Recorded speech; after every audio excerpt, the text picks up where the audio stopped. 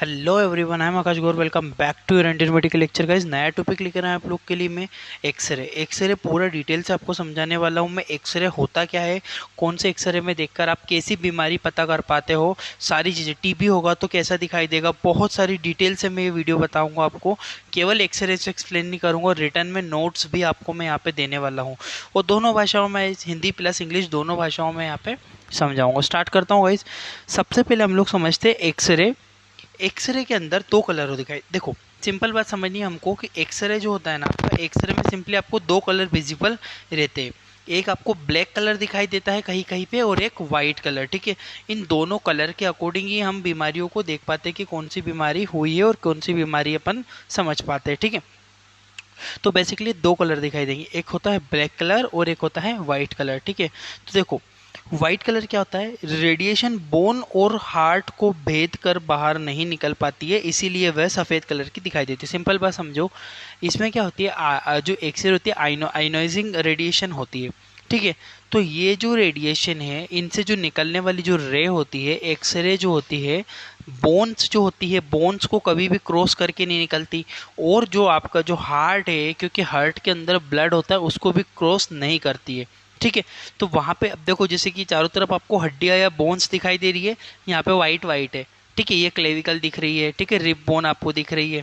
और जो black black आपको दिख रहा है ना, ये ब्लैक ब्लैक है। ब्लैक ब्लैक जो है लंग्स, क्योंकि देखो ब्लैक कलर, रेडिएशन लंग्स को आसानी से भेद कर बाहर निकल जाती है, इसीलिए वह ब्लैक कलर की दिखाई देती है। यानी कि जिसको वो नहीं निकाल पाती रेडिएशन, उनकी इमेज बन जाती है। ठीक है, इमेज बन जाती है का मतलब क्या होता है, इमेज का मतलब होता है कि ये जो आपको दिख रही है इमेज, ये इमेज बन चुकी है, उसकी फोटो जो छवि वहाँ पे छप चुकी है। ठीक है, तो दो कलर आपको एक्सरे में दिखाई दे रहे हैं सिंपली, एक है आपका व्हाइट कलर और एक होता है ब्लैक कलर। क्लियर है गाइस, दोनों चीज़ों का फंडा क्लियर रखना। मैं आगे बढ़ता हूँ, स्क्रीनशॉट ले लो इसका, फिर आगे बढ़ता हूँ।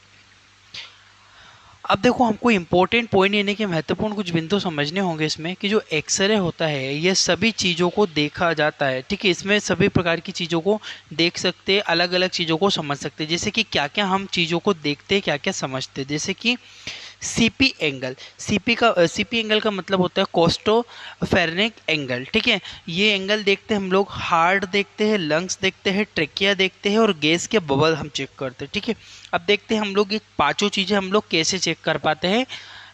आगे बढ़ता हूँ, इसका स्क्रीनशॉट ले लो। सबसे पहले आता है सीपी एंगल। सीपी एंगल आपको कैस्ट्रो एंगल कैसे लोगे आप लोग, costo angle.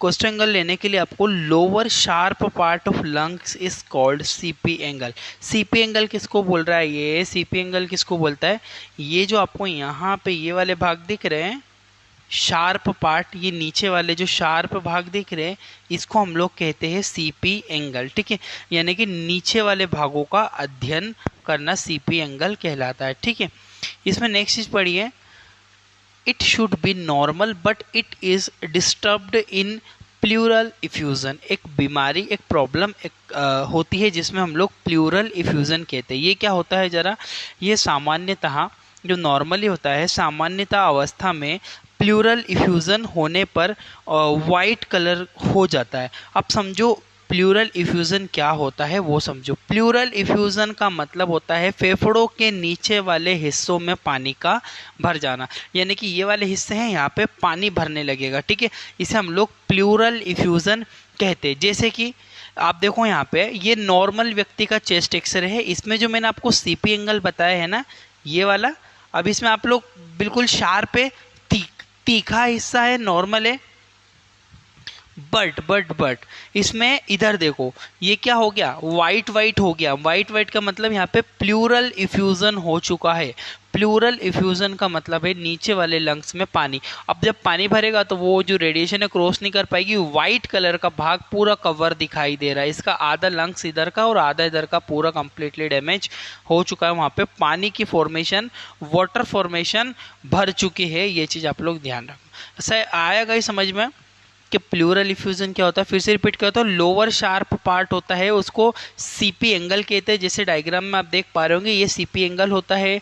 It should be normal but it is disturbed in pleural effusion. Pleural effusion होता है तब ये डिस्टर्ब हो जाता है। ठीक है, और जब प्लूरल इफ्यूजन होता है तो ये व्हाइट कलर का बन जाता है, जैसे कि आप लोग डायग्राम में यहाँ पे ये नॉर्मल है और ये इफेक्टेड है, प्लूरल इफ्यूजन हो चुका है इसमें, ठीक है। इसका स्क्रीनशॉट लो पुराने का, फिर मैं आगे बढ़ूंगा। इसका भी स्क्रीनशॉट ले लो ताकि आपको याद रहेगा प्लूरल इफ्यूजन क्या होता है, नीचे वाले हिस्से में पानी भर जाना। अब देखते हैं हम लोग हार्ट। अब ये हार्ट क्या होता है, इन एक्सरे जो इन चेस्ट एक्सरे जो होता है मेजर कार्डियक थोरेसिक रेशियो, ये क्या होता है, इसमें हृदय की परछाई को मापा जाता है। आपको अगर मैं बताऊं, ये आपको जो वाइट वाइट जो जगह नहीं दिख रही है, ये आपका हार्ट होता है गाइस। क्या है ये आपका हार्ट है, ठीक है, ये आपका हार्ट होता है। तो इस हार्ट का जो ये जो डायमीटर दिया हुआ ना, जो डायमेंशन इसका दिया हुआ है, ये जो डायमेंशन है ना गाइस, इस डायमेंशन की को हम लोग माप लेते हैं, इसको नापा जाता है। ये हमारा हार्ट वाला पार्ट है, ठीक है।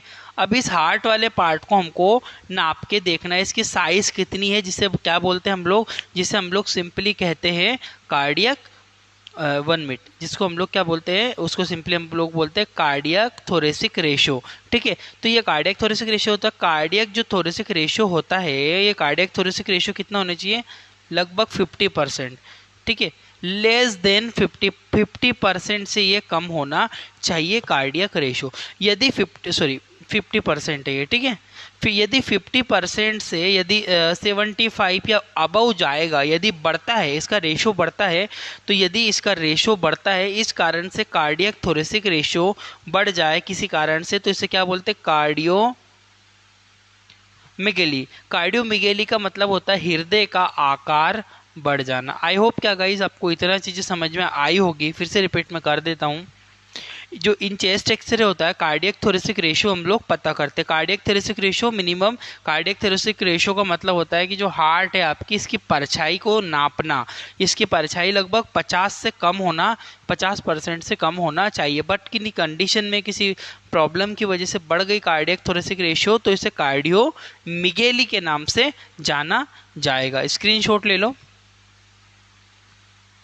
नेक्स्ट आते हैं हम लोग लंग्स, फेफड़ों के ऊपर। अब देखो अब मैं इसमें गाइज आपको निमोनिया बताऊंगा, टीबी बताऊंगा, सब आगे बताने वाला हूँ, ठीक है।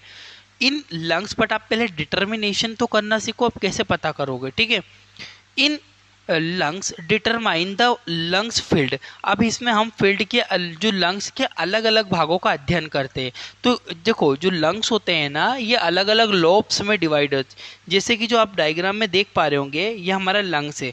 जो राइट वाला लंग्स है 3 भागों में डिवाइड है, राइट, मिडिल और नीचे वाला, ठीक है। और ये वाला केवल 2 ही भागों में विभाजित है, ऊपर वाला और नीचे वाला। तो इन तीनों भागों का अध्ययन आपको करना होता है, ठीक है।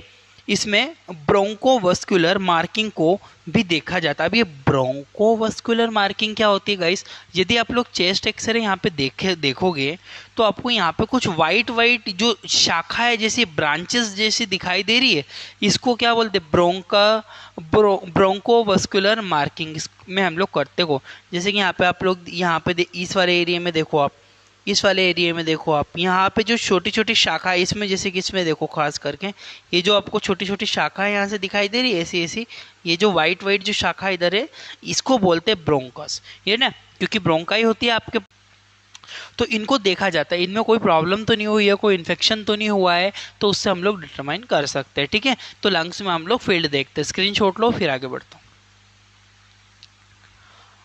देखो गाइस दिया हुआ है, लंग्स के भाग बताए हुए हैं यहाँ पे। ये होता है हमारा सुपीरियर लोब, मिडिल लोब और इन्फीरियर लोब, और इधर वाला है आपका सुपीरियर लोब और इन्फीरियर लोब। इनमें कोई संक्रमण होता है तो उसके अकॉर्डिंग डिसीज को देखा जाता है। अब देखो ट्रेकिया क्या होता है। इन X-ray trachea slightly tilted right side, trachea थोड़ी सी सीधी फेफड़ों की तरफ दबी हुई रहती है। अब जैसा डायग्राम देखो आप लोग, अगर आप में यहाँ पे दिख रहा होगा, तो ये जो आपकी जो ट्रेकिया है बिल्कुल आपको राइट साइड पे यहाँ पे दबी हुई दिखाई दे रही होगी, ठीक है। देखो डायग्राम ये वाला देख लो, तो ये किस साइड दबी हुई है, राइट की साइड दबी हुई रहती है। तो इसको भी देखा जाता है, इसको भी मेजर किया जाता है, ठीक है। इतनी चीज समझ में आई आपको। तो इसको बोलते हैं trachea slightly tilde down right side, ठीक है। Trachea internally divided into right and left lungs, ठीक है। देखो सिंपली इंटरनली अगर ये डिवाइडेड रहती है राइट में और लेफ्ट में, जो मैंने पीछे तो आपको बताया था ना कि ब्रोंकोवस्कुलर मार्किंग होती है, वो यही होती है ब्रोंकस, ठीक है। छोटी छोटी शाखाएं होती है जो हम। अब आगे बढ़ता हूँ मैं, ऐसे इसका स्क्रीनशॉट लो आप लोग। अब बढ़ते ट्यूब, अब कुछ डिसीज़ वगैरह में हम लोग देख लेते हैं कि डिसीज़ में कैसे एक्सरे दिखाए। अब जैसे कि ट्यूबरक्लोसिस, किसी को टीबी हो गया, तो टीबी में जो चेस्ट एक्सरे है उसमें आप कैसे पहचानोगे इसको टीबी हुआ है। देखो दो चीज़ें देखेंगे, एक कैविटी देखते हैं और एक होता है hilar lymph node. Hilar lymph node क्या होता है, ट्यूबरक्लोसिस होने पर लिम्फ नोड बड़े हो जाते हैं। अब ये इस डायग्राम में आप देखो तो आपको लिम्फ नोड क्या होते हैं, देखो जरा डायग्राम में, यहाँ पे देखो, अब मैं बताता हूँ। ये जो स्ट्रक्चर आपको दिख रहा है यहाँ पे, ये लिम्फ नोड सूजे हुए हैं, ठीक है, स्वेलअप हुए हैं ना, ये दिख रहा है आपको लिम्फ नोड। यहाँ पे जो लिम्फ नोड है ये सूज गए, लिम्फ सूजी हुई है, यहाँ पे लिम्फ बनी हुई है। अब जब ये लिम्फ बड़ी हो जाती है तब ये टीबी का जो इन्फेक्शन होता है, ट्यूबरक्लोसिस का जो इन्फेक्शन होता है, टीबी की कंडीशन में हमको यहाँ पे सिंपली देखने को मिलता है कि ये जो होता है ये बड़े हो जाते हैं। क्लियर है गाइस। केविटी क्या होती है, ट्यूबरक्लोसिस जब होता है, ट्यूबरक्लोसिस होने पर धीरे धीरे छोटी छोटी कैविटी फेफड़ों में बनने लगती है। जैसे कि बगल वाले डायग्राम में देखो आप लोग, तो आपको दिख रहा होगा कि जगह जगह पर ये जो कैविटी बनी हुई है, छोटी छोटी छोटी छोटी वाइट, पूरे लंग्स में ही फैली हुई है ये, ठीक है, जगह जगह कैविटियाँ बन जाती है। इसको हम लोग क्या बोलते हैं गाइस, कैविटी, ठीक है। ट्यूबरक्लोसिस होने पर या तो आपको लिम्फ नोड सूजे हुए मिलेंगे इस तरह से, वो स्वेलअप मिलेंगे, या फिर आपको कैविटी देखने को मिलती है। स्क्रीनशॉट ले लो इसका, ट्यूबरक्लोसिस का। नेक्स्ट आता है न्यूमोथोरेक्स। न्यूमोथोरेक्स क्या होता है, फेफड़ों में हवा के भर जाने को न्यूमोथोरेक्स कहते हैं। जैसे कि अब में फेफड़ों में हवा तो रहती है, ठीक है, जैसे हम रेस्पिरेशन करते हैं तो एयर तो अंदर जाती है, बट उसके वॉल में, जो आपके फेफड़े है उसके बाहर में जो जो वॉल है उसमें हवा का भर जाना, उसमें एयर एंटर करने लगती है। जैसे कि आप लोग देखो, जो राइट वाला जो लंग्स है ये नॉर्मल है, लेफ्ट वाला बहुत ज़्यादा ब्लैक हो गया है। ब्लैक यानी कि इसमें बहुत ज़्यादा हवा भर चुकी है, ठीक है, इसमें हवा भरी हुई है, यानी कि इसे न्यूमोथोरेक्स हुआ है। स्क्रीनशॉट ले लो न्यूमोथोरेक्स का, फिर आगे बढ़ता हूँ। नेक्स्ट आता है हमारा निमोनिया। अब निमोनिया में आप कैसे पहचानोगे निमोनिया हुआ है। देखो गाइस, निमोनिया क्या होता है, टिश्यू इन्फ्लामेशन होता है, ठीक है, जो लंग्स का जो टिश्यू है उसमें इन्फ्लामेशन होने लगता है, वो टिश्यू में। तो आप देखो यहाँ पे सिंपली कि जो जो लोअर वाला लंग्स है ये लेबर निमोनिया का है ना। लेबर निमोनिया मतलब डाउन वाला जो निमोनिया है यहाँ पे, इसका पूरा एरिया कवर हो चुका है, ठीक है, ये आप लोग यहाँ पे देख सकते हो, इसको हम लोग बोलते हैं लेबर निमोनिया। तो निमोनिया का कुछ इस तरह से एक्सरे आप इसको पहचान सकते हो।